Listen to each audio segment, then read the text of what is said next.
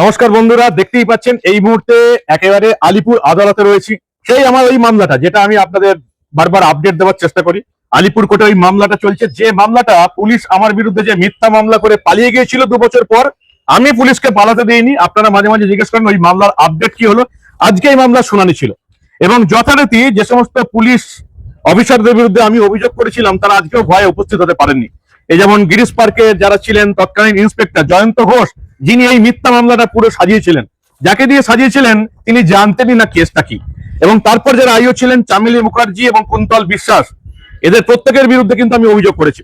আজকে শুনানির ডেট ছিল এবং আজকে কি হলো একদম শুনে নেবো। আমার হয়ে যারা লড়ছেন আলিপুর আদালতে, প্রশান্ত মজুমদার রয়েছেন, চন্দন সাহা রয়েছেন, এনারা একেবারে আমার হয়ে লড়ছেন এবং শুধু লড়ছেন বললে অনেক কম বলা হবে।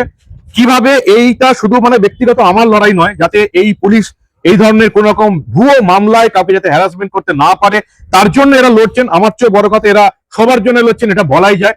প্রশান্তবাবু, আজকে কি হলো সেসব? আজকে আমরা যখন মামলা অ্যাপিয়ার করি, তা আমরা দেখলাম রাজ সিং বলে একজন, সে অ্যাপিয়ার করেনি আজকে।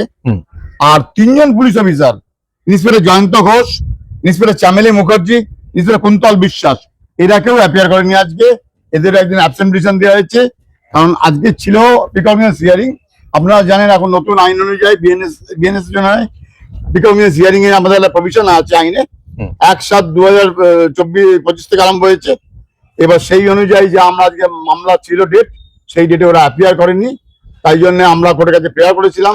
তখন কোর্ট একটা লাস্ট চান্স ওনাদের দিয়েছেন, নাহলে ওনাদের বিরুদ্ধে কগনিজেন্স টেকেন হয়ে যাবে, আবার মামলা চলবে যথারীতি। আজকে আরেকটা কথা ছিল, এই যে সমস্ত পুলিশ অফিসারের বিরুদ্ধে আমি অভিযোগ করেছিলাম, এই যে জয়ন্ত ঘোষ গিরিশ পার্কের তৎকালীন ওসি ছিলেন, বা এই যে ইন্সপেক্টর চামেলি মুখার্জি আইও ছিলেন, ইন্সপেক্টর কুন্তল বিশ্বাস তিনিও পরবর্তীকালে আইও ছিলেন, এদিকে সরকার প্রোটেকশন দিচ্ছে লয়ার দিয়ে। গত ডেটে 27/8/2025 ওনারা একটা office administrative officer legal emergency থেকে ওনারা একটা চিঠি দেন। সেখানে বলা হয়েছে একজন অ্যাডভোকেটকে এই 3জন পুলিশ অফিসারকে রিপ্রেজেন্ট করার জন্য। আমি বুঝতে পারছি না, এরা প্রত্যেকে আসামি, এরা প্রফেশনাল মিসকন্ডাক্টে আসামি হয়েছে, আজকে তাদের বিরুদ্ধে ট্রায়াল ফেস করছে। তাদের হয়ে কি করে এরা অ্যাপিয়ার করে, মানে এই অর্ডারটা কি করে দেয়? এরা সাধারণত অ্যাপয়েন্ট করে, গভর্নরের পাওয়ার, এটা বেস্ট করে দেওয়া হয়েছে এলআরকে। এলআর স্পেশাল পিপি অ্যাপয়েন্ট করে ফর প্রসিকিউশন, কিন্তু এক্ষেত্রে আসামিদের ডিফেন্ড করার জন্য সরকার ডিফেন্ড করছে আসামিদের। যে আসামিরা আজকে মিথ্যে মামলা দিয়ে মানববাবুকে অ্যারেস্ট করিয়েছে, জেল পিসি জেসি খাটিয়েছে, তাদেরকে রিপ্রেজেন্ট করছে সরকার। তাহলে বকরমে সরকারি মামলা করছে, সরকার আমাদের আসামি করেছে, মানে এটা বলতেই পারে যে এই যে চিঠিটা রাজ্য সরকার এদিকে ডিফেন্ড করছে, বলাই যায় রাজ্য সরকার পুলিশের এই অনৈতিক কাজগুলোকে সমর্থন করছে। কারণ এখানকার সুপ্রিম কোর্ট পরিষ্কার বলেছে, পুলিশ অফিসার আর not above the law and can be held accountable for misconduct or abuse of power. এখানে পুরোপুরি অ্যাবিউজ অফ পাওয়ার হয়েছে। কারণ একটা মিথ্যে মামলা, যে মামলায় সারবত্য নেই, সেই মামলা দিনের পর দিন পিসি জেসি চাওয়া হয়েছে। তার ফলে একজন লোককে প্রায় 27 দিন ধরে আটকে রাখা হয়েছে। এটা প্রচুর মানুষ আছে মিথ্যে মামলা দিয়ে ভিন্ডিটিভ অ্যাটিটিউড ইউজ করে, আসল অপরাধীরা ধরতে পারে না, মারা কেস ডাকাতি কেস ধরে না। এরা কি করে, যাকে বিরোধী বাড়ি করছে, ইউটিউব করে তাদের ধরে এনে তাদের মামলা দেওয়া, এদের এই কাজ। কিছু পুলিশ অফিসারকে দেখা হচ্ছে এই কাজ, শুধু দেখা ইউটিউব কে করছে, ফেসবুক কে করছে, তাদের অ্যারেস্ট করে মামলা করা। হ্যাঁ, সুপ্রিম কোর্টের নির্দেশ অনুযায়ী এরা সরকারি প্রোটেকশন পেতে পারে না। আমরা পরদিন রিটার্ন করবো, আমরা জানাবো যে ক্যান্সেল করা হবে অবিলম্বে এই অ্যাপয়েন্টমেন্টটাকে। আচ্ছা, এই যে পুলিশ অফিসাররা কোনোদিন হাজিরা দিচ্ছেন, আজকেও হাজিরা দিল না, এই যে অ্যাবসেন্ট দেখাচ্ছে আর কি, এরা কি কোনোদিন হাজিরা দেবে না? না, এরকম কোনো আইনে বলা নেই। যদি ওরা প্রপারলি ওদের সেফ নিতে হবে, যদি না নেয় ওদের ক্ষেত্রে ওয়ারেন্ট ইস্যু হবে। আপনারা দেখেছেন আগের দিন কিভাবে এই পুলিশের যারা খোঁচর ছিল, যাদের দিয়ে মিথ্যা মামলাটা সাজানো হয়েছে, তাদেরকে আমরা কিভাবে এই আলিপুর আদালতের মধ্যে দৌড় করিয়েছিলাম, এবং সেই ভয়েই যাদের তাদের ছবি দেখা না যায়, সেই ভয়ে তারা আদালতে অ্যাপিয়ারেন্স করছেন, এটা আমরা বুঝতেই পারছি। কিন্তু আমি আপনাদের পরিষ্কার বলেছি, আদালতের ভেতরে যেমন লড়াই চলছে, তেমনি এই যারা তৃণমূলের দলদাস হয়ে কাজ করছেন, তৃণমূলের এক শ্রেণীর নেতৃত্বকে খুশি করার কাজ করছেন, বা যে পুলিশ অফিসার, আমি জানি এটা ভাইপো কোন পুলিশ অফিসারকে দিয়ে করেছিল, এটা আমি খুব পরিষ্কার জানি, সেই বড় আইপিএস অফিসারকে সন্তুষ্ট করতে যারা এই কাজগুলো করছেন, এই যে গিরিশ পার্কের তৎকালীন ওসি ইন্সপেক্টর জয়ন্ত ঘোষ, যার ছবি আমার স্ক্রিনে আপনারা দেখতে পাচ্ছেন, ইনি কিন্তু কারোর নিরাপত্তার জন্য কোনো কাজ কোনোদিন করবেন না।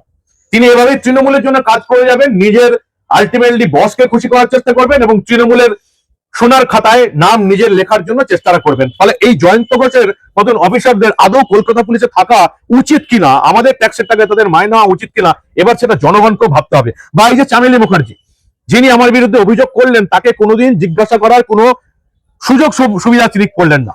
একজন আইও তিনি কেসটা নিয়ে কোনো নড়াচড়া করলেন না, শুধু হ্যারাসমেন্ট করতে হবে বলে এই কেসটাতে তাল মিলিয়ে গেলেন। বা এই যে ইন্সপেক্টর কুন্তল বিশ্বাস আইও হলেন, কাউকে জিজ্ঞাসাবাদ করলেন না। এতদিন ধরে আমার বিরুদ্ধে কেস চললো, একটা কোনো তথ্য প্রমাণ বা জিজ্ঞাসাবাদ কোনো কিছু করার চেষ্টা করেনি। কারণ এদের টার্গেট হচ্ছে হ্যারাসমেন্ট করা, তাদের আলটিমেটলি বসকে খুশি করতে হবে এবং তৃণমূলের সোনার খাতায় নিজেদের নাম লেখাতে হবে। এদের আদৌ কলকাতা পুলিশে আমাদের ট্যাক্সের টাকায় পোষা উচিত কিনা, এবার কিন্তু এটা জনগণকে ভাবতে হবে। প্রচন্ড কি মনে হচ্ছে এই কেসটা নিয়ে আমরা কি করতে পারি? আমরা শেষ দেখে ছাড়বো এই কেসে। আমরা দেখবো যে ওনারা এক প্রবলেম হলো, যেখানে 1 নম্বর আসামি বারবারই বলছে এ আমার সই নয়, ওপেন করে বলা যেটা বলেছে আমি কোনো কমপ্লেন করিনি। সেক্ষেত্রে পুলিশ কি করে তার কমপ্লেন সই করলো কে, ফরওয়ার্ড করলো কে? চন্দ্রবাবুকে একটা কথা আজকে জিজ্ঞেস করবো, যে আমি দেখলাম আপনি কোর্টে চিৎকার করছিলেন, মানে একজন এফআইআর হয়নি তার অন্যরা কথা বলছে। মুশকিলটা হচ্ছে এরা দেখাচ্ছে যে এরা বিভিন্ন আসামিরা আছে, কিন্তু ওদের হয়ে একজনই লড়াই করছে। একটা পিটিশন জমা করলো, সে হতে পারে আইনে সে পিটিশন জমা দিয়েছে, সে কিন্তু সে তার উকিলও নেই। এদের মাথা হচ্ছে একজন, ওরা বিভিন্ন লোককে দাঁড় করিয়ে করছে, কোর্ট সেটা বুঝতে পেরেছে এবং 27 তারিখ লাস্ট চান্স করে দিয়েছে এই মামলার। 27 তারিখ লাস্ট চান্স, কারণ কোর্ট বুঝেছে এদের মাথা একটা, এরা বিভিন্ন লোককে দিয়ে বিভিন্ন আসামিরা এরা ঘুরছে, কোর্ট এটা বুঝতে পেরে কট অফ গেম এবং 27 তারিখ তাই জন্য লাস্ট চান্স করে দিচ্ছে এই মামলা। 27 তারিখই আসল খেলা বা কোর্ট করবে। 27শে জানুয়ারির দিকে আমাদের নজর থাকবে, লাস্ট চান্স এদের অ্যাপিয়ার হওয়ার। ফলে এই মামলা যে আমরা ছেড়ে দেবো এটা আপনারা বুঝতেই পারছেন, এনারা আছেন লড়াই করার জন্য এবং এটা একেবারেই এই মুহূর্তে এখন আর ব্যক্তিগত মামলার মধ্যে আবদ্ধ নেই। পুলিশ যাদেরকে এইভাবে হ্যারাস করছে শুধুমাত্র খবর করার জন্য, যার আগে কোনো রকমের কোনো ফাস্ট রেকর্ড বা কোনো অপরাধী রেকর্ড নেই, তাদেরকে অপরাধী সাজাবার চেষ্টা করছে, এটার বিরুদ্ধে কিন্তু আমাদের লড়াই চলবে।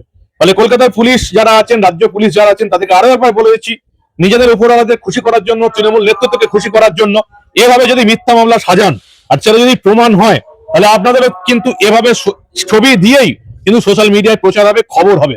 আপনারা যেভাবে একটা মানুষকে ভাঙার চেষ্টা করেন, তাকে সোশ্যালি বদনাম করার জন্য তার বাড়িতে গাড়ি গাড়ি পুলিশ পাঠিয়ে দেন যাতে সমাজের চোখে তাকে অপদস্থ হতে হয়, এবার কিন্তু সেটা আপনাদের ফিরে পাওয়ার পালা।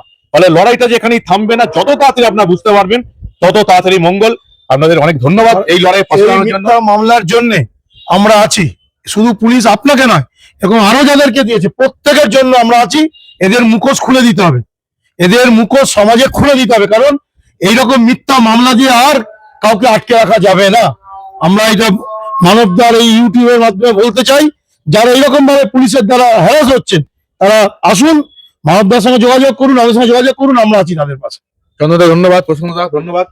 দেখতেই পাচ্ছেন লড়াই কিন্তু জারি থাকবে। ফলে এই লড়াইয়ে সামনে এগিয়ে প্রতিবাদ করার সময় কিন্তু এসে গেছে, না হলে এই জিনিসটা সহ্য করতে হবে। পরিবর্তন দরকার, পুরোটা পরিবর্তন দরকার। মানে এখানে তৃণমূলের সরকারকে হারানোটাই কিন্তু পরিবর্তন নয়, তৃণমূলের সরকারকে তো হারাতেই হবে, সেই পরিবর্তনটা দরকারি।